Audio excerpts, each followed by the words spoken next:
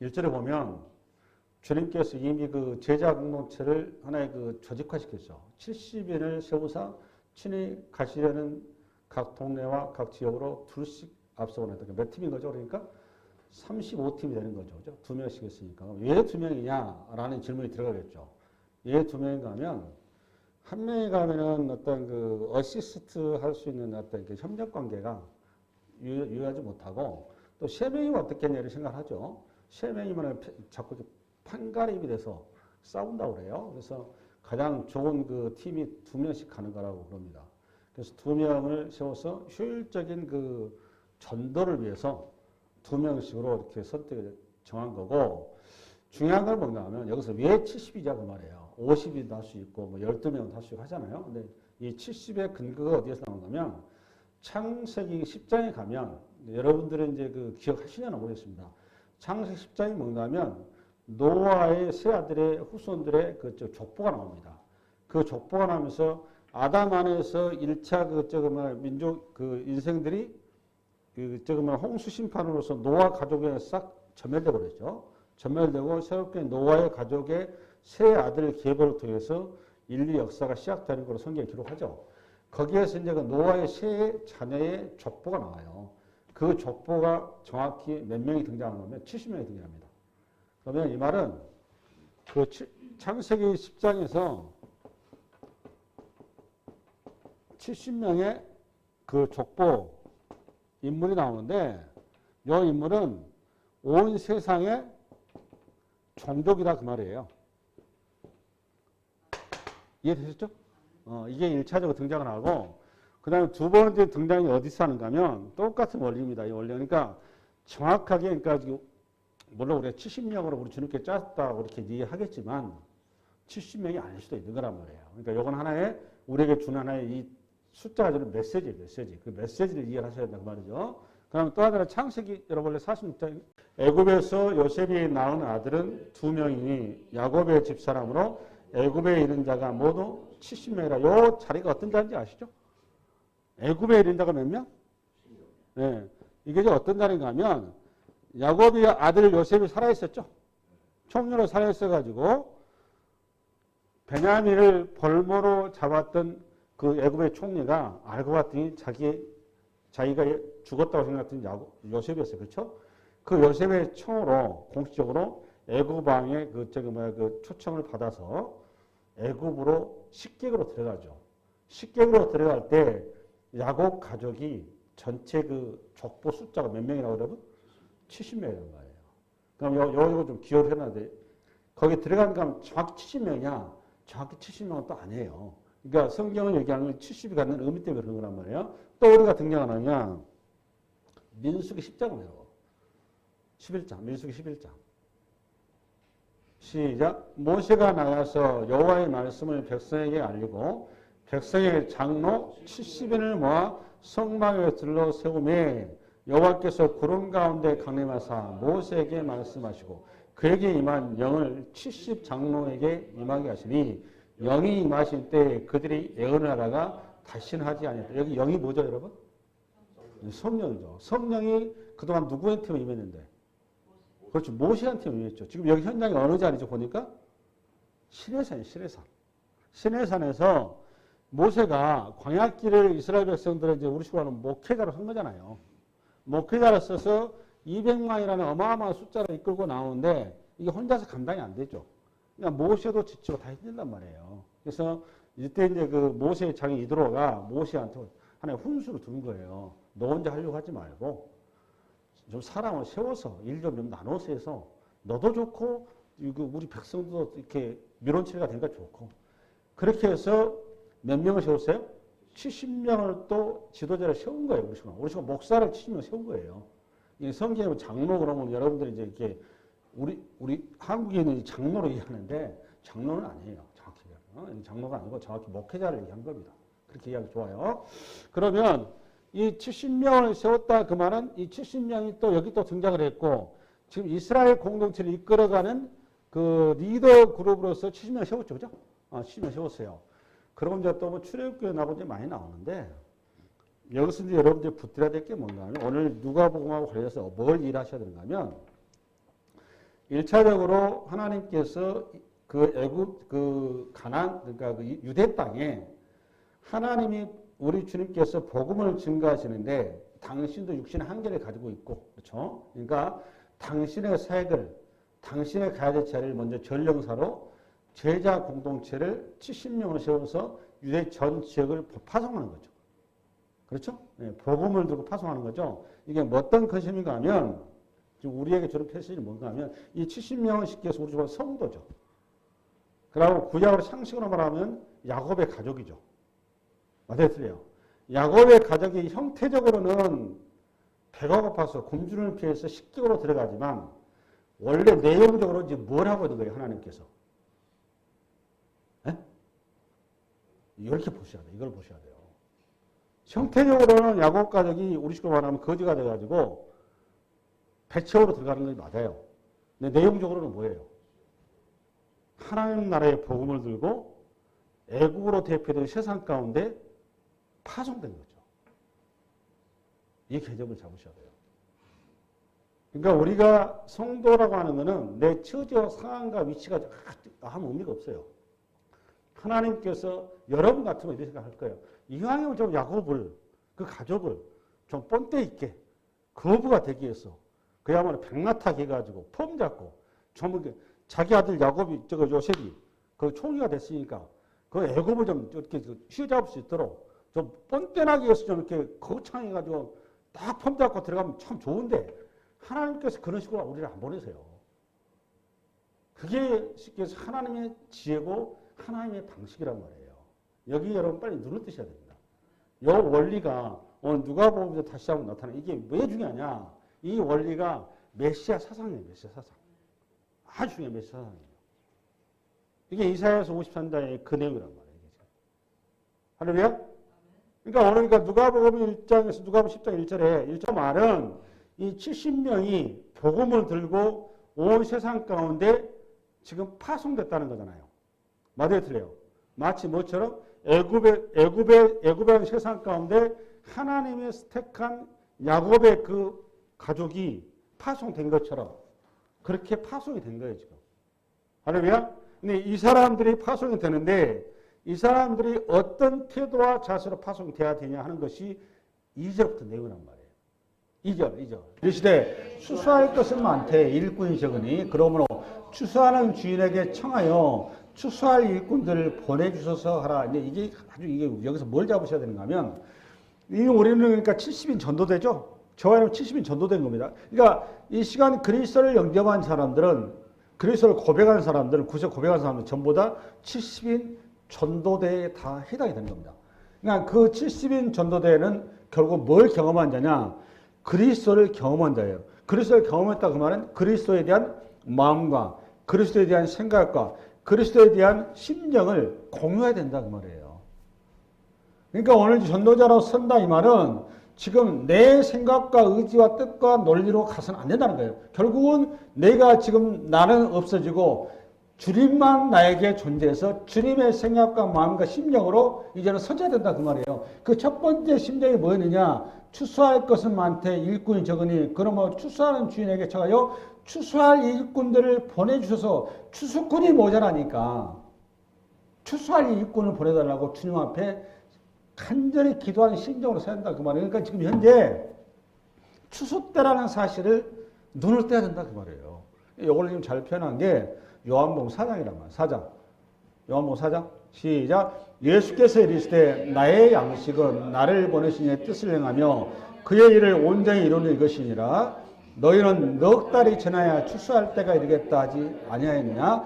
그러나 나는 너희에게 이르노니 너희 눈을 들어 밭을 보라. 휘어져 추수하게 되었도다. 거두는 자가 이미 삭도 받고 영생에 이르는 열매를 모으나니 이는 뿌리는 자와 거두는 자가 함께 즐거워하게 하려 함이라. 그런즉 한 사람이 심고 다른 사람이 거둔다함을 말이 옳도다. 그러니까 여기서 그러니까 추수함에 뭘 우리가 가져야 되는 거죠? 보니까 우리 주님 말씀 보니까 추수함에 추수의 기쁨을 가져야 된다. 추수의 기쁨. 그러니까 영혼 추수의 기쁨을 가지려면 영혼의 그 추수의 가치와 의미를 알아야 되고 그 영혼 추수가 어떻게 되어지는지 알아야 되겠죠. 할렐루야. 여러분 가을에 근데 여기 이 추수는 중요한 거는 내 공로와 의지와 어떤 내 어떠함이 있지 않다라는 거예요. 그러니까 내가 열심히 이 열매가 가을 열매가 오기까지 추수 열매가 오기까지 내가 기여한 게 있다 없다? 아무것도 없어요. 농사꾼이 가을에 추수를 하려면 봄에 씨를 뿌리고 열심히 지금 물을 대주고 농약을 하고 뭐 이렇게 또 도둑놈을 지키고 해가지고 가을에 풍성한 열매가 나면 자기의 수고의 대가로 그 열매를 거두어 간다는 거예요. 그렇죠? 근데 오늘 이 추수는 그런 중요한 과정이 싹 빠져버렸어요. 빠져버리고 결과만 있다면 이 결과의 자리에 우리의 거저주는 은혜야 그 말이에요. 할렐루야? 그게 우리의 구원이 그런 거예요. 우리의 구원이. 너가 먼저 그런 은혜를 입은 자로서 이제는 너가 그 은혜를 드러낸 자리에 서야 된다 이 말을 한 거거든요. 이게. 그러니까 요거를 지금 이 기쁨을 추수의 기쁨을 이사야서 9장에 이렇게 표현되어 있더라고요. 9장 시작. 전에 고통받던 자들에게 흑암이 없으리로다. 옛적에는 여호와께서 수브론 땅과 납달리 땅이 멸시를 당하게 하였더니 후에는 해변길과 여단 저쪽 이방의 갈릴리를 영화롭게 하셨느니라. 흑암에 가던 백성이 큰 빛을 보고 사망의 그늘 땅에 거주하던 자에게 빛이 비치도다. 주께서 이 나라를 창성하게 하시며 그 즐거움을 더하게 하셨으므로 추수하는 즐거움과 탈취물 나눌 때의 즐거움 같이 그들이 주 앞에서 즐거움. 잠깐만. 이 3절을 이해하려면 그러니까 추수하는 즐거움과 탈취물의 나눔 때의 즐거움 같이 그들이 주 앞에서 즐거움. 여러분 예수님께서 2000년 전에 이방 땅 갈릴리 땅에 오셨을 때 이 추수하는 즐거움과 탈취물의 나눌 때 즐거움을 그 이방 땅 갈릴리 백성들이 알았나요 몰랐나요? 몰랐죠. 이걸 아는 사람이 있어서 이거 아는 사람이 어떤 사람이 아는 거예요? 여러분 보니까 그리스도를 만난 자만이 아는 거예요. 그게 그걸 전제하는 겁니다. 우리가 추수꾼으로 산다 그 말은 그리스도가 내 안에 이미 서 있는 겁니다. 그래서 그리스도, 그러니까 우리는 세상이 주는 즐거움으로 서는 게 아니에요. 하나님이 주시는 그 즐거움으로 우리가 새롭게 서는 겁니다. 성령으로 우리가 세워지지 않으면 이 즐거움과 가치와 의미와 내용을 알 길이 없는 거예요. 결국은 우리가 성령의 충만함을 받아서 그 세상이 알 수 없는 참 어마어마한 보석의 가치를 알고 그 보석을 찾아서 추수하는 추수꾼으로 서는 거예요. 그 자리로 서라 그 말이에요. 아멘. 할렐루야. 그리고 다시 본문으로 갑니다. 누가복음 다시. 이제는 알았어요. 이 추수꾼이 어떤 추수꾼이고 이 추수꾼은 어떤 태도로 가야 된다. 1차적으로 저렇게 말씀하신 거죠. 여기에서는 추수꾼은 노동자로 서는 것이 아니라 기쁨에 즐겨워 성경케 서는 거예요. 그저 우리에게 주는 은혜라 그 말이에요. 은혜. 내가 그 은혜를 먼저 받은 자고. 그 다음에 3절 시작. 갈지어다 내가 너희를 보냄이 어린 양을 이리 가운데로 보냄과 같도다. 우리 주님께서 썰려간 얘기를 사실이라면 이게 3절을 잘 풀으셔야 됩니다. 3절을 잘 풀으셔야 되는데 이게 뭔가 하면 우리 예수님께서 우리가 가는 길이 녹록지 않다 그 말이잖아요. 그죠? 이 추수꾼을 보내는데 너희들이 근데 가는 그 길이 너희 생각한 것처럼 마냥 기쁘고 즐겁고 행복하고 누를 하는 길이 아니라는 겁니다. 가보면 너희 그 추수하러 갔더니 추수하러 현장에 갔더니 거기가 뭐가 득실거리다? 이리가 득실거리더라 그 말이에요. 그러면 이리를 이기려면 여러분 어린 양으로 나는 어린 양인데 양도 어린 양이에요. 어린 양이 요 이리한테 가가면 어떻게 되는 거죠? 잡아먹혀요. 그러면 이거 예수님께서 우리를 왜 이리한테 보내면서 이 어린 양으로 보내실까? 나를 어린 양으로 만들어 오셨을까? 이 질문을 해야 돼요. 그럼 또 왜 또 하필 또 이렇게 고민스럽게 기분 좋게 너 떠나라. 그러면 다 해결된다. 다 해놨다. 그냥 가서 그냥 가져와라. 이러면 그냥 끝날 일인데 기뻐하는 소리 한단 말이에요. 그렇죠? 이 말 가운데 주는 메시지를 여기서 붙으셔야 한다. 그 말이에요. 첫 번째, 너희들은 형태적으로 너희 가게 되면 반드시 뭐가 기다리고 있다? 고난이 기다리고 있다. 그 말이에요. 고난이. 그 자리는 거저 되어지는 게 아니다. 그 말이에요. 이 싸움은 영적인 싸움이죠. 그렇죠? 반드시 거기에는 싸움이 있다. 그 말이에요. 그런데 그 자리가 상대가 형태로 일이고 너는 어린 양이지만 너가 이 일을 이긴다 못 이긴다? 이 일을 이긴다 그 말이에요. 할렐루야? 이기는데 요 이길 건 어린 양이 이길 수는 없고 누가 이긴다? 내가 너를 이기게 해준다 그 말이에요. 할렐루야? 내가 이기게 해준다 그 말이에요. 그래서 반드시 그 추수할 수 있도록 내가 너를 보장해준다 그 말이에요. 그러니까 그쪽에 가는 길이 고난의 길이고 어려움의 길이고 싸움 그 힘든 길이고 내가 감당할 수 없는데 중요한 거는 결과는 내가 승리한다 그 말이에요. 반드시 거기 이기게 한다. 할렐루야. 그리고 그 열매가 있다 그 말이에요. 열매가 있다. 그런데 중요한 건 너가 자꾸 너를 요거 보면서 일을 보면서 나를 하나님 그러면 일이가 있으니까 나를 호랑이로 만들어주세요. 나를 사자로 만들어주세요. 나를 표범으로 만들어주세요. 이런 헛소리 하지 마라 그 말이에요. 근데 우리는 자꾸 나를 호랑이로 만들어주세요. 나를 사자로 만들어주세요. 나를 표범으로 만들어서 일을 그냥 제압해야죠. 이렇게 자꾸 기도한다 그 말이에요. 이렇게 하지 마라 그 말이에요. 하나님의 추수의 방식은 너가 호랑이가 돼가지고 일을 잡아먹는 것이 추수 방식이 아니다 그 말입니다. 일도 하나님께서 뭐한다? 사랑하신다 그 말이에요. 그도 장차 추수의 대상이다 그 말입니다. 그럼 너는 어디로 가? 너는 뭐가 돼야 되느냐? 반드시 뭐가 돼야 된다? 어린 양이 되어서 이리 앞에 서야 된다 그 말이에요. 이 말은 너가 희생이 돼야 된다 그 말이에요. 희생. 근데 이 어린 양이 여러분 어디에서 출발할까? 성경에서 어린 양은? 네? 어린 양 어디서 출발해요? 어린 양 최초로 출발한 게. 이거 우리 출애굽기 강의 많이 들었잖아요. 출애굽기의 6월절 어린 양인 겁니다. 이 말은 내가 어린 양으로 갔다 그 말이에요. 그렇죠? 할렐루야. 아멘. 그러니까 어린 양으로서 너희들이 추수의 일꾼의 어린 양의 태도로 서야 된다. 그러니까 제물로 서야 된다 그 말이에요. 그래서 구체적으로 4절부터는 그 내용이 쭉 나오는 겁니다. 4절부터. 구체적으로 이제 나오는데 5절, 4절 시작. 전대나 배낭이나 신발을 가지지 말며 길에서 아무에게도 문하지 말며. 이제 두 가지인데 첫 번째 이제 어떤 얘기냐. 이제 이게 3절에 대한 이제 설명서예요. 설명서. 첫 번째 이런 전대나 그 다음에 배낭이나 그 다음에 신발을 요거 가져가지 말라는 겁니다. 전대는 뭔가 하면 우리 식으로 말하면 현찰입니다. 요즘 말하면 또는 신용카드죠. 신용카드. 그 다음에 배낭은 뭔가 하면 세수할 때 칫솔도 있어야 되잖아요. 뭐 여러 어떤 그 속옷도 있어야 되고 또 비 오면은 또 옷을 젖으면 갈아입고 여벌 옷도 있어야 되는데 내 필수품이에요. 생필품. 신발은 뭐냐? 그때 당시 신발이라는 게 지금도 튼튼하지 않으니까 이게 그때 사고 나면 또 신발 갈아 신어야 되잖아요.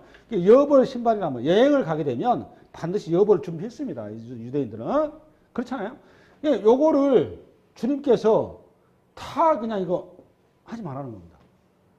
요즘식으로 말하면 저기 아프리카 선교를 가야 되는데 선교사님보다 현찰도 가져가지 말고 저기 뭐 속옷도 가져가지 말고 그 다음에 저기 신발도 아무것도 그냥 네 몸 달랑 가지고 그냥 갈아입으는 거 똑같은 거죠. 그죠? 그럼 우리 주님께서 지금 그 얘기하고 계실까요? 요걸 이제 그렇게 이제 해석을 하면 이제 그 이단 되는 거죠. 그래서 그런 식으로 상대방을 그 희생을 요구하는 거는 굉장히 비성스럽게 해석을 하는 겁니다. 그런 얘기 하는 게 아니에요. 여기는 이제 시대적인 상황을 이해하셔야 되는데 요 말의 표현 가운데 하고 싶은 얘기가 뭔가 하면 요거는 원래는 준비해야 되는 게 맞는 거예요. 우리 할렐루야? 준비해야 된다, 안 해야 된다? 근데 요 상황에서는 지금 긴급한 상황이다 그 말이에요. 이 지금 전도 상황이 뭐하다? 긴급하다. 그러니까 내일 지금 비가 온단 말이에요. 지금 곡식을 거둬가지고 지금 그걸 바로 곡간으로 넣어야 되는데 지금 내일 바로 좀 있으면 비가 오는데 지금 이것저것 차라리 생각이 되죠? 안 돼요? 안 돼요. 우선 가서 추선부터 해야 될 거 아니에요? 지금 그 상황인 거란 말이에요. 할렐루야. 긴급한 상황을 이런 식으로 표현한 거예요. 긴급하다 그 말이에요. 긴급하다. 두 번째 또 하나 이런 어떤 부수인 것 너의 어떤 필요는 내가 책임진다 그 말입니다. 내가 뭐 한다? 책임진다. 그러니까 이걸 가지고 미리미리 걱정하지 말고 이건 누구한테 맡기고 나한테 맡기고 내가 명령한 거를 그 명령에 충실해서 우선 급한 게 빨리 좀 있으면 비 온다 그러지 비필 곡간을 치워야 될 거 아니냐 곡식을 빨리 가서 치워라 얘기한 거예요. 그 얘기를 이렇게 한 겁니다. 할렐루야? 그러니까 요거는 이제 산상순에 가면 이런 얘기 하잖아요. 주님께서 너희는 무엇을 먹을까 무엇을 입을까 무엇을 마실까 염려하지 말아라. 할렐루야? 그러면서 뭐라 그러죠? 그러면서 애화를 드세요. 공중에 나는 새를 봐라. 저 새가 무슨 뭐 저거 뭐 겨울철이어서 지 곡식을 뭐 창고에 들이지 이런 거 하지 않지 않느냐. 그 다음에 들의 백합화를 봐라. 그 백합화가 뭐 지 스스로 해서 뭐 준비한 거 뭐가 있느냐. 그냥 네가 보다시피 저 백합화가 얼마나 멋지냐. 솔로몬의 영광도 저 백합화도 못했지 않느냐. 왜 솔로몬의 영광이 백합화도 못한 거죠, 여러분? 솔로몬이 자기가 아무리 쓸고 닦고 금뜨거리 발라봐야 생물은 아니잖아요. 생명을 자주하지 못하죠. 그렇죠. 백합화는 생명이란 말이에요. 할렐루야? 비교 대상이 아닌 거예요. 그 영광 자체는. 우리 주님께서 하는 얘기가 그런 어떤 무엇을 뭘까, 무엇일까, 이건 우리의 미래에 대한 염려가 그 걱정인데 그 너의 모든 필요는 미래에 너를 채우시고 보호하시고 공급하시는 나에 대한 믿음이 없기 때문에 너가 자꾸 그걸 염려하고 근심하고 구하지 않느냐 그 말이에요. 그 말은 네가 나를 못 믿는다 그 말이에요. 이한 거하고 똑같다 그 말이에요. 그냥 나를 믿고 나한테 맡기면 너가 내 일에 충실하면 너의 필요한 건 내가 알아서 다 공급해 준다 그 말입니다. 할렐루야? 그게 이제 전대나 배낭이나 신발을 가지면 긴급한 상황에서는 우선은 우선순위가 있다 그 말이에요.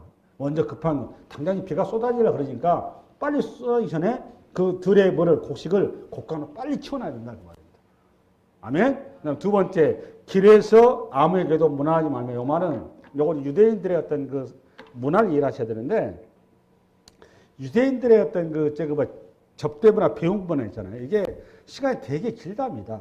사람들 그 뭐 바리새인과 서기관들이 이제 뭐 시장에 나가서 손님도 만나면 1시간이고 2시간이고 계속 뭐 이런저런 얘기를 한다고 그래요. 안부전화를. 근데 지금 요 상황이 어떤 상황이에요, 여러분? 긴급한 상황인데 자꾸 그런 부수적인 거 가지고 자꾸 시간 뺏기지 말고 우선 급한 것부터 먼저 처리해라는 말입니다. 그거를 길에서 아무에게도 문화하지 말라 이 말이에요. 그냥 예의 없이 그냥 모른 체하지 말라 이런 뜻이 아니란 말이에요. 할렐루야. 그 다음에 5절 시작. 어느 집에 들어가든지 먼저 말하되 이 집이 평안할지어다 하라. 그러니까 이게 요금이 되고 이건 아주 중요합니다. 우리가 어린 양으로 부름받아서 어린 양의 자세와 어린 양의 태도로 전도자로 선 다음에 그 어린 양의 자세와 태도에서 나와야 될 첫 번째 우리의 위해적인 표현이 뭐냐? 상대방을 향한 표현, 기술, 상대방을 향한 무기는 총칼이 아니고 평안이에요, 평안. 평안을 선포하는 겁니다. 평안. 할렐루야. 이 평안인데 왜 평안이냐? 하나님과 인류 사이에 아담 안에서 평안이 깨졌죠. 이 깨진 평안을 예수 그리스도로 말미암아 이 평안을 회복시킨 거잖아요. 이걸 전하라 그 말이에요. 그래서 여러분 산상순에도 화평케 하는 자는 화평이 평화잖아요. 화평케 하는 자는 뭐가 있나니? 복이 있나니 뭐가 된다? 결론이 뭐요? 그렇죠. 하나님의 아들이 될 것이며 하나님의 자녀다 그 말이죠. 할렐루야. 그러면 이 화평케를 왜 화평케 요구를 하느냐? 우리가 궁극적으로 세야 될 전도의 목적지입니다. 이게 목적지예요. 이 사례를 잠깐 좀 가보겠는데 에레미야서 29장을 열어보세요. 보겠습니다. 29장 1절부터 시작. 선지자 에레미야가 예루살렘에서 이같이 편지를 느부갓네살이 예루살렘에서 바벨론으로 끌고 간 포로 중 남아있는 장로들과 제사장들과 선지자들과 모든 백성에 보내니까 전체에 보낸 거죠. 그 다음 2절. 그때는 여고니아 왕과 왕후와 궁중 내시들과 유다와 예루살렘의 고관들과 기능공과 토공들이 예루살렘에서 떠난 후라. 유다의 왕 시드기야가 바벨론으로 보내어 바벨론의 왕 느부갓네살에게로 가게 된 한 사반의 아들 엘리사 힐기야의 아들 금하야 편으로 말하되, 그러니까 편지를 보낸 거죠. 편지를 보냈는데 내용이 4절부터 시작. 여호와 이스라엘 하나님께서 예루살렘에서 바벨론으로 사로잡혀 가게 한 모든 포로에게 이와 같이 말씀하시니라. 너희는 집을 짓고 거기에 살며 텃밭을 만들고 그 열매를 먹으라. 기가 막히죠. 원래는 어떻게 우리는 어떤 기대를 오라고 하는데 지금 거기에서 그러니까 바벨론 땅에 가서 정착하라 그 말 아니에요. 완전 틀려요. 우리는 어떻게 생각하는데 바벨론 땅에서 나그네 적당히 있다가 빨리 돌아와라 이런 얘기 할 줄 알았단 말이에요. 그래야 그래요. 근데 그렇게 얘기 안 하고 지금 정착하라 그 말 아니에요. 정착하라. 쓸데없이 생각하지 말고 바벨론 땅에 정착하라 그 말이에요. 다시 한번 시작. 너희는 집을 짓고 거기에 살며 텃밭을 만들고 그 열매를 먹으라. 아내를 맞이하여 자녀를 낳으며 너희 아들이 아내를 맞이하며 너희 딸이 남편을 맞아 그들로 자녀를 낳게 하여 너희가 거기에서 번성하고 줄져들지 아니하게 하라. 결혼하라 그 말은 결혼하라. 이건 사실상 거기에 그냥 눌러앉는 거예요. 그렇죠? 그러면서 7절 시작. 너희는 내가 사로잡혀 가게 한 그 성읍에 평안을 구하고 이게 문제가. 봐보세요. 정착을 하고 너희 그 성읍에 뭘 구하고? 평안. 어디에 평안을? 그럼 저를 봐보세요. 여러분 바벨론 평안을 여러분 구해야 돼 안 구해야 돼 우리 같으면? 적국이니까 여러분 요나가 아수를 가가지고 아수를 회개를 선포할까? 요나가 회개 선포했어요 안 했어요? 하나님 앞에 그냥 바로 되돌아붙잖아요. 뭐 어디로 가봤어요? 다시스를 그냥 도망가 봤잖아요. 그러니까 쉽게 해서 주님의 마음을 안다 모른다. 전혀 모르는 거예요. 내가 아까 소두에 얘기했죠. 예화를 들 거라고. 지금 이스라엘에서도 우리 형태적으로 포로지만 보니까 뭐예요? 보니까 지금 딱 봐보니까 70인 전도된 거예요. 맞아요? 틀려요? 70인 전도대 가가지고 우리가 설 때는 항상 뭘 해야 된다? 맨 먼저 뭘 선포해야 된다? 평안. 우리의 무기라고 이게 하나님 우리에게 주신 우리 어린 양으로 부르는 우리의 무기란 거 무기 이게 평안. 평안은 뭐라? 구하고 그를 위하여 여호와께 기도하라. 이는 그 성읍이 평안함으로 너희도 평안할 것이며 내 뭘 위해서? 내 신앙을 위해서 평안을 구하는 겁니다. 우리는 바벨을 망하게 해주시오 이렇게 구하는 거 아니에요. 하나님 느부갓네살가 그 사람들 그냥 저거 뭐야 하늘에 벼락이 내려가지고 얘네들 그냥 망하게 해주시오. 우리는 이러잖아요. 근데 그렇게 주님께서 말씀하시니까 전혀 반대란 말이에요. 쉽게 해서 우리가 착각을 해서는 안 되는 게 내 기준과 내 어떤 상황을 가지고 여러분 이해하고 내 것을 판단하면 안 됩니다. 항상 뭘 기준으로 해야 된다? 그리스도를 중심으로 항상 내 처지적 상황을 이해하고 판단하셔야 될 겁니다. 내가 높이 있든 낮게 있든 위에 있든 아래에 있든 옆에 있든 뭐가 있든 간에 항상 거기에서 그리스도의 향기가 나라고 드러나게 하시는 거예요. 내 형편과 처지 현황상에 아무것도 없는 겁니다. 이어서 나갑니다. 8절 시작. 만군의 여호와 이스라엘의 하나님께서 이와 같이 말씀하시니라. 너희 중에 있는 선지자들에게와 점쟁이에게 미혹되지 말며 너희가 꾼 꿈도 고지 듣고 믿지 말라. 내가 그들을 보내지 아니하였어도 그들이 내 이름으로 거짓을 예언함이라. 여호와의 말씀이라. 그러니까 그때도 역시 하나님의 말씀을 왜곡하는 수많은 주의 종들이 있었다 없었다? 있었다 그 말이에요. 내 뜻은 너희가 논리와 지식과 이해가 아니다는 거예요. 내 뜻은 온 백성이 예수 안에서 평안을 얻는 거다. 구원을 얻는 거다 그 말이에요. 평안이 그렇게 중요한 거예요. 다시 누가복음 앞으로 누가복음. 5절 다시 읽읍시다. 시작. 어느 집에 들어간지 먼저 말하되 이 집이 평안할지라. 그럼 이 평안은 어떤 평안이냐? 신약성은 에베소 6장 5절이에요. 6장 5절. 시작. 평안의 복음이 준비된 것으로 실을 신고 여기 전시갑주에 나오죠. 이거 봐보세요. 아니 평안이 도대체 어떤 평안이냐? 라는 걸 얘기했는데 보니까 무슨 복음? 평안의 복음이란 말이에요. 평안의. 그럼 평안의 복음을 신을 신고 그랬대. 신을 신고. 그러니까 신발이 평안의 복음이어야 돼. 그렇죠? 편해야 돼. 그럼 이 복음이 뭐냐? 요걸 이제 알아야 되는데 이 복음은 뭐냐? 이제 앞으로는 요 시간 이후로는 여러분들이 요걸 확실히 복음이 뭐냐 나오면 우리 복음을 전한다고 그러잖아요. 그래요. 복음이 뭐냐고 하면 여러분 정확하게 로마서 1장 2, 3, 4절을 가지고 설명할 수 있어야 돼. 정. 이거 돼야 돼. 그럼 복음이 뭐냐? 우리가 읽어나옵니다. 시작. 이 복음은 하나님이 선지자들을 통하여 그의 아들에 관하여 성경에 미리 약속하신 요 말은 첫 번째 복음이 뭐냐?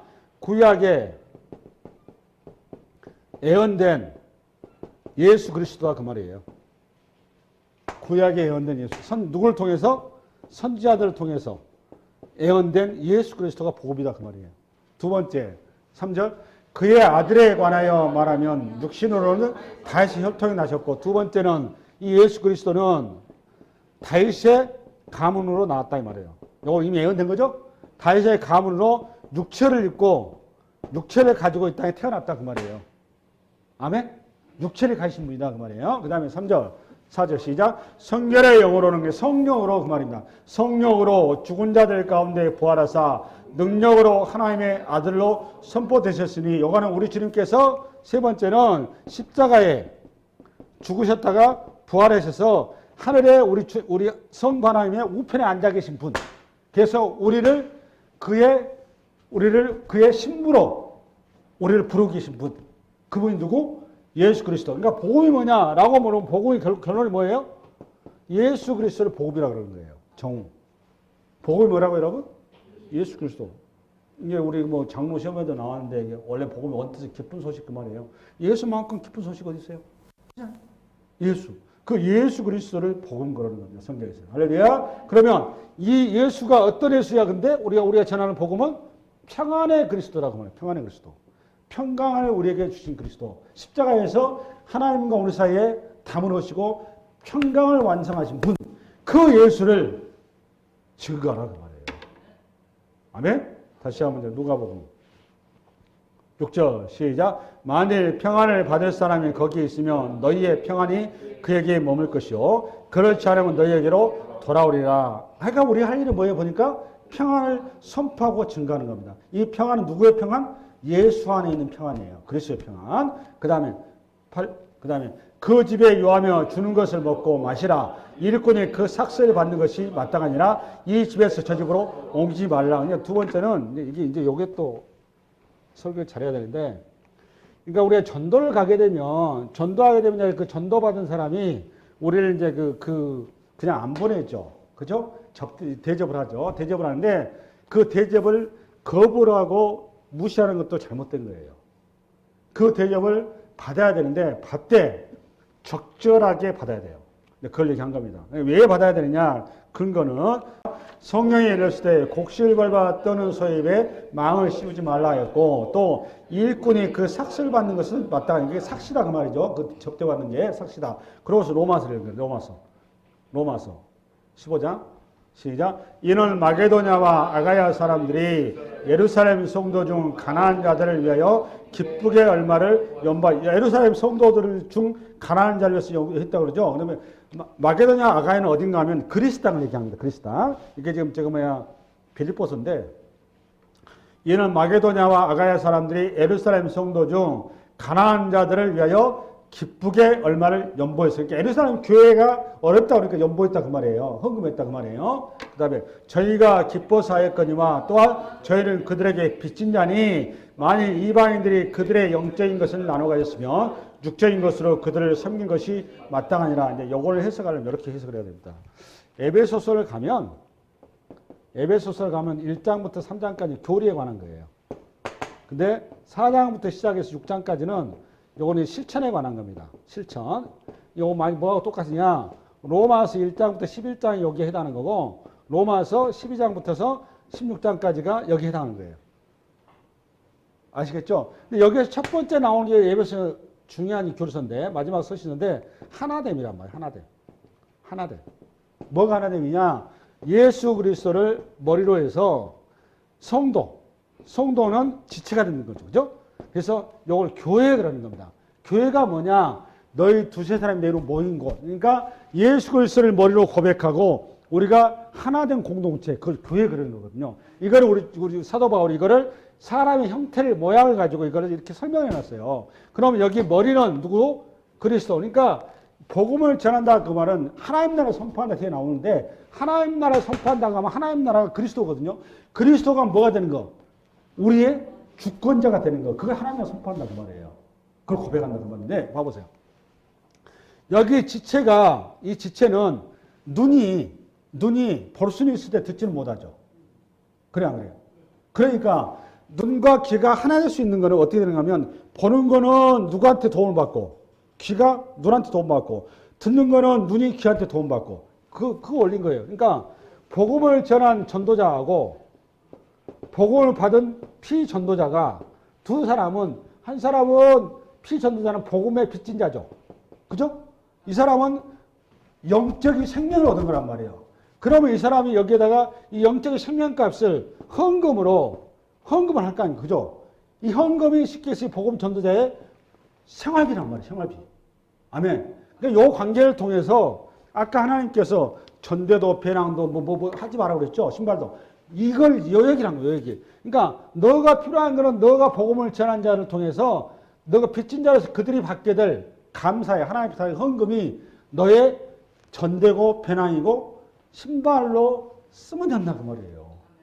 그래서 이 두 사람의 관계를 보완 관계로 만들어 놓은 거예요. 보완 관계. 또 하나는 의존적 관계로 만들어 놓은 겁니다. 한 사람의 일방적인 어떤 희생의 관계가 아니라 양자가 서로 간에 서로가 반드시 있어야 되는 관계로 만들어 놓는 거예요. 할렐루야. 그게 교회의 중요한 원리입니다. 이해되시죠? 내 말에. 그래서 우리가 요거를 헌금이라는 이해를 여러분께 잘 이해를 하셔야 돼요. 헌금을. 그러니까 그 교회 신방이 간날 지금 이렇게 뭐 이렇게 하고 이렇게 하시잖아요. 그런 것들을 요 툴을 가지고 여러분이 해석을 하고 이해하고 바라보셔야 정확히 보시는 거예요. 이런 것이 그러니까 이런 내용들이 생략이 된 채 단순하게 세상 사람들처럼 접대하고 뭐 이런 식으로 하는 거는 그거는 굉장히 비싼 선생님인 거예요. 바르지 않는 겁니다. 아멘? 여기서 조심할 게 뭐느냐? 다시 누가 보고. 여러분. 그 집에 요하며 주는 것을 먹고 마시라. 일꾼이 그 삭슬 받는 것이 마땅 아니라 이 집에서 저 집으로 옮기지 마라. 여기에 이제 아주 악권이에요. 이게 뭔 소리냐면 우리가 이제 복음을 전하다 보면 은혜를 많이 그 감동의 그 사람이 다 틀리죠. 그죠? 감동의 정도가 틀려요. 감동의 정도가 다 차이가 나는데 하필이면은 전도팀은 많아서 전도팀 배도 고프고 뭔가 이렇게 좀 쉬어야 돼서 전도팀이 머물 자리가 좀 큰 집에 그리고 좀 넉넉하고 그리고 뭔가 풍족하고 이런 집에서 접대를 받고 거기에 좀 쉬었으면 좋겠는데 복음을 전하다 보니까 지나가다 보니까 되게 가난한 집이에요. 과부가 사는 집이었는데 그 집의 아들이 죽을 상황이 된 거야. 이 아이를 이 전도팀이 가서 복음 전하다가 살려버렸어. 그러면 여러분 이 과부가 어떤 심정일까요? 살했다 과부가 어떻게 됐죠, 여러분? 선지자님 가시면 안 되면 이렇게 된 거잖아요. 이 과부가 이 전도팀 꽉 잡은 거야. 어떻게 하는 거야? 이 은혜를 내가 갚을 수 있도록 이 밤에 우리 집에서 꼭 요하시라고. 비록 여기에는 보리밥밖에 없고 김치밖에 없지만 제 마음을 좀 받아주시라고. 그래 된 거예요. 그리고 이 오막살의 집에서 이 전도팀이 이분이 하도 이 마음이 이러니까 여기에서 딱 앉아서 밥상을 딱 차려놨어요. 숟가락 딱 들러오는데 이 부잣집에서 돼지를 잡아놓고 이 전도팀을 위해서 빵빵히 준비한 다음에 오시라고 초청을 한 거예요. 그럼 여러분 거기 가야 돼요, 안 가야 돼? 여기 중요한 원리가 있습니다. 이게 왜 그러는가 하면 시험이 되지 않게 하라 그 말이에요. 복음으로 너희가 섰기 때문에 복음으로서 제일 중요한 건 뭔 거죠, 여러분? 생명이다 그 말이에요, 생명. 너희들 거기 가가지고 지금 맛집 타령하지 말고 무슨 말 이해가세요? 맛집 타령하지 말고 가가지고 이제 음식적으로 쇼핑하지 말라 그 말이에요. 근데 이게 복음 우리가 하다 보면 어느 순간부터 접대에 정신이 팔린단 말이에요. 그래 안 그래요? 이게 많이 시험거리 되잖아요, 구역에서. 그래 안 그래요? 항상 이런 것이 문제인 거예요.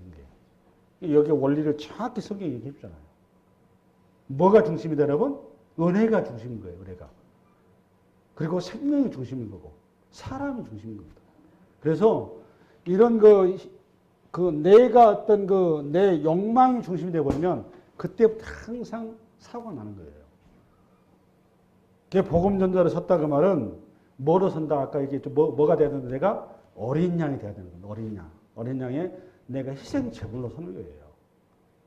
이 마음이 여기 불편하고 여기가 저기에도 이분이 그 감동과 그 마음을 내가 충분히 공감하고 함께 할 수 있어야 되는 건데 그게 전도자인 겁니다. 절대로 부잣집 가면 안 돼요. 시험 들어요, 시험 들어. 그러니까 교회 가면 돈 있어야 된다는 이런 얘기 나오는 거예요. 네, 이번에 그 연말 그 시간 다 돼버렸는데 연말에 어제 모임 갔다가 대형교회 목사님이 점심시간마다 조선호텔인가 어디 호텔에 그 요리사를 불러가지고 한 끼 25만 원짜리 밥을 그동안 계속 먹었다고 이게 지금 화제가 되어 있더라고. 그게 말이 됩니까? 그러니까 목회자도 타락을 한 거예요, 쉽게 얘기해서. 타락한 거예요. 그게 우리의 안타까운 현실이란 말이에요. 정말 조심해야 됩니다, 우리가. 왜서요? 할렐루야? 아멘! 우리 어페카 순모교회는 뭐 이제 출발이니까 뭐 그런 거 경할 거 없지만 그래서 이런 자리를 통해서 기초를 잘 다져놓으시고 장차 우리 교회가 세워져 갈 때 여러분들이 이런 샘플을 가지고 항상 적용을 하고 이 전도팀하고 상의를 해서 결정하시면 탈이 없는 겁니다. 할렐루야? 네. 그러고 나서 다음 겁니다. 8절. 어느 동네에 들어가더니 너희를 영접하거든 너희 앞에서 차려놓은 것을 먹고 거기 있는 병자들을 고치고 또 말하기를 하나님의 나라가 너희에게 가까이 왔다라. 여기저기 이것도 악고인데 이제 두 번째 적인데 아까는 평강이었었죠? 평강을 선포하는 거. 그 다음에 두 번째는 하나님의 나라를 선포하는 겁니다. 하나님의 나라. 하나님의 나라를 선포한다 이 말은 뭔가 하면 하나님의 나라는 누가복음 17장 시간 없어 17장 열어봐봐. 시작. 바리새인들이 하나님의 나라가 어느 때에 임하나이까 묻거늘 예수께서 대답하여 이르시되 하나님의 나라는 볼 수 있게 임하는 것이 아니오 또 여기 있다 저기 있다고도 못하리니 하나님의 나라는 너희 안에 있느니라. 요 말이 뭔 말인가 하면 지금 이런 얘기입니다. 지금 예수님께서 이스라엘은 이렇게 해요. 가운데 스승이 있고요. 토론할 때 주변에 뺑 둘러서 이렇게 이제 무리들이 있어요. 토의할 거 아니에요. 예수님하고 여기 예수님 있는 거죠. 예수님하고 주변에 있는 사람들하고 토의하는 거죠. 이때 여기 주변 사람 이스라엘 백성들의 가장 관심이 뭔가 하면 종말이란 말이에요. 종말. 마지막 날이 언제 임합니까? 그 얘기하는 거예요. 그러니까 우리 주님 말씀이 그 종말은 하나님의 나라는 그러니까 마지막 심판은 너희 안에 있다 그 말이에요. 너희 안에 누구예요? 보니까 예수입니다. 그 말이에요. 예수입니다. 이해됐죠? 그러니까 내가 속이 아닌 얘기하는 게 아니라 지금 뺑 둘러서 그 안에 지금 누가 있다? 예수. 그러니까 하나님 나라의 실체가 뭐예요? 보니까 예수님 얘기한 겁니다. 예수님. 할렐루야. 그러니까 이 하나님의 나라라 이 말은 물리적으로 어떤 공간을 얘기한 땅을 얘기한 게 아니에요. 이거는 영적인 개념이고 통치의 개념이다 그 말이에요. 그러니까 이걸 정확히 이제 어떻게 봐야 되느냐, 어떻게 풀어줘야 되느냐. 하나님의 절대 주권에 대한 수납을 얘기한 겁니다. 수납. 하나님의 절대 주권을 내 머리를 누구로 보시고 예수님을 내 머리로 내가 받아들이고 영접하는 것, 그걸 얘기하는 거예요. 하나님의 절대 주권을 내가 인정하고 받아들이는 것, 그거를 하나님 나라를 선포한다고 얘기한 겁니다. 상대방한테 예수 그리스도를 영접하라 그 말이에요. 아멘. 그 다음에 10절. 어느 동네에 들어가든지 너희를 영접하지 아니하거든 그 거리에서 나와서 말하되 너희 동네에서 우리 발에 묻은 먼지도 너희에게 떨어버리라. 그러나 하나님의 나라가 가까이 온 줄 알라. 그러니까 예수님은 끝까지 증거하라 그 말이에요. 받아들이면 안 받아들이든 먼지를 떨어버린다 그러면 심판을 선포하는 거예요. 먼지를 떨어버린다 그러면 무슨 말이라고 그러고 심판을 선포하는 겁니다. 이제 거기에는 하나님의 뭐만 남았다. 하나님의 이제 심판만 남았다. 그 말을 이렇게 얘기한 거예요. 12절. 그러면서 예화를 드러났네. 시작. 내가 너에게 말하니 그날에 소돔이 그 농매보다 견디기 쉬우리라. 화이스저 고라시나 화이스저 베세다야 너에게 행한 모든 권능을 두로와 시돈에서 행하였더라면 그들이 벌써 배옷을 입고 제에 앉아 회개하였으리라. 심판 때 두로와 시돈이 너희보다 견디기 쉬우리라. 가버나움아 너가 하늘에까지 높아지겠느냐 온배에까지 낮아지라. 여기 이제 고라신, 베세다, 가버나움 세 지역이 나왔죠. 세 지역 예화를 나왔어요. 근데 이 세 지역이 공교롭게도 어딘가 하면 갈릴리 지역이에요. 지금 세 지역이 고라신, 이거 지역 이름입니다. 베세다, 그 다음에 가버나움인데 특히 베세다에서 우리 주님께서 이적을 일으켰죠. 어떤 이적을 일으켰어요, 여러분? 네? 그렇지. 500년 일으킨 자리 얘기가 베세다가. 근데 요 수많은 주님의 기적과 이적과 우리 주님의 어떤 그 역사, 목회를 3년 동안 사역 중에 거의 대부분을 이 갈릴리 지역에 사역을 하신 겁니다. 병자도 고치고 죽은 자 살리고, 즉 500년 뭐 이렇게. 그런데 이 사람들이 근데 예수님을 받아들였다 안 받아들였다? 거부했단 말이에요. 거부했죠. 이제 그 얘기를 한 거예요. 그러면서 우리식으로 말하면 요나가 아수르에 가가지고 그냥 대충 복음을 전했는데도 아수르 백성들이 어떻게 했죠, 여러분? 짐승까지도 회개를 해서 짐승까지도 성경 표현해. 짐승까지도. 그 대신 너희들은 내가 지금 얼마나 많은 기적과 이사와 표적을 보이는데도 도대체 그놈 속이 뭔 속이 간데 받아지 못하느냐. 결국 뭐밖에 안 남다? 심판밖에 안 남다 그 말입니다. 그러면서 16절 저기 합니다. 시작. 너희 말을 듣는 자는 곧 내 말을 듣는 것이요 너희를 저버린 자는 곧 나를 저버리는 것이요 나를 저버린 자는 나 버리시를 저버리는 것. 결국은 전도자의 말은 전도자를 거부한다 그러면 70일을 거부한다 그 말은 누구를 거부한 거고 예수님을 거부한 거고 예수님을 거부한 자는 누구를 거부한 거고 성부 안 하면 거부하는 거다 그 말이에요. 할렐루야. 여러분 이 한 주간 이 복음의 말씀이 우리가 어떤 자리로 70인 전도대에 서야 되는지 태도, 마음, 자세, 우리의 행동 요령을 지금 성경이 잘 얘기하고 있어요. 그렇죠? 그래서 앞으로 여러분이 전도 나가실 때 어떤 교회 모든 일을 하실 때 어떤 성서의 이해와 베이스를 가지고 서야 되고 이해해야 되는지 아주 정확하게 지금 누가복음이 우리에게 써놨습니다. 아멘? 그래서 우리는 뭐 해야 된다 항상? 이리 가운데 가는 어린 양이 된다는 거예요. 어린 양. 어린 양으로서 내가 희생 제물로 서야 된다 그 말이에요. 근데 이리 가운데 절대 잡아먹히지 않고 우리 주님께서 나의 보디가드가 되셔서 나를 끝까지 추수의 알곡을 우리로 열매를 맺게 하신다. 이 한 주간 이 은혜가 차고 넘치기 바랍니다. 네, 수고하셨습니다.